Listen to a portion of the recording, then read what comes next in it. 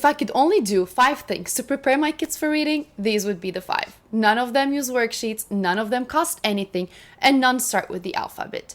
And number 1 on this list changed how I do everything. Number 5, I don't worry about the alphabet first. This one surprises a lot of parents. We're told that learning to read starts with the alphabet, but kids don't read with letter names. They read with their sounds.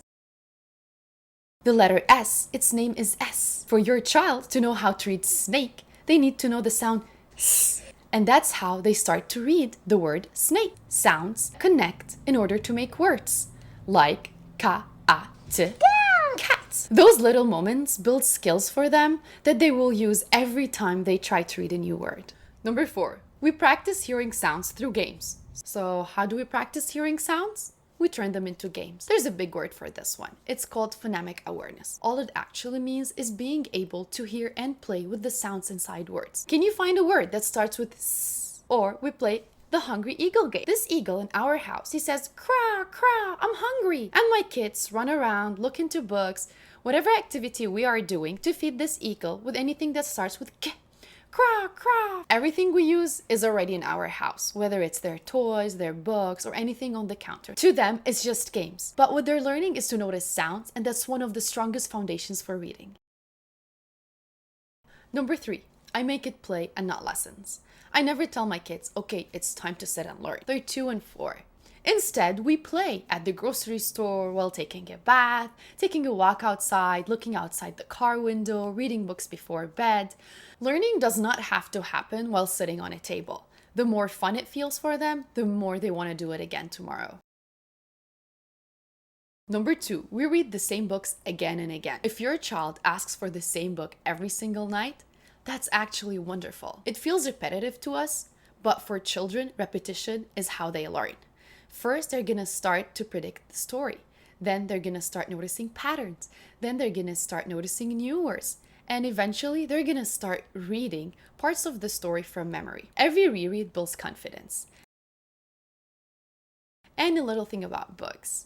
I have 2 readers at home, and they're 2 different readers. One enjoys busy pages with a lot of details. She can sit forever looking at all the little details on a page.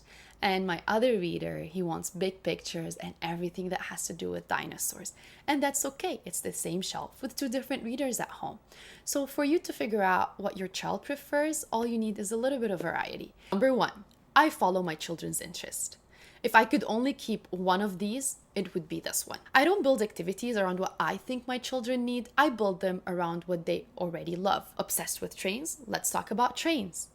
He wants to read the same dinosaur book every night? That's the book we're gonna read. When children care about something, it means they're paying attention. And that's the best time to build language. One thing I don't do is interrupt them when they're playing. When they're deep into play, I let them play.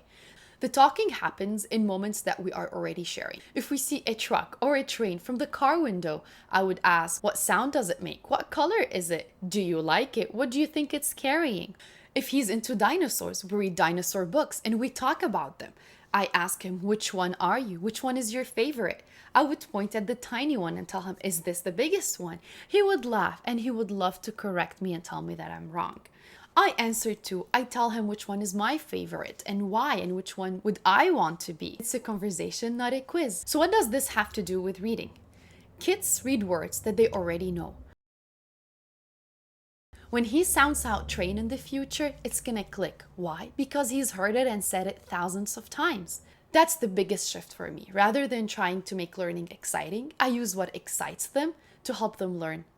Reading doesn't start when a child reads their first word. It starts years earlier, in play, in conversations, in the things that they are curious about. What book is on repeat at your house? Tell me below. If you found this useful, subscribe. I'll see you in the next video.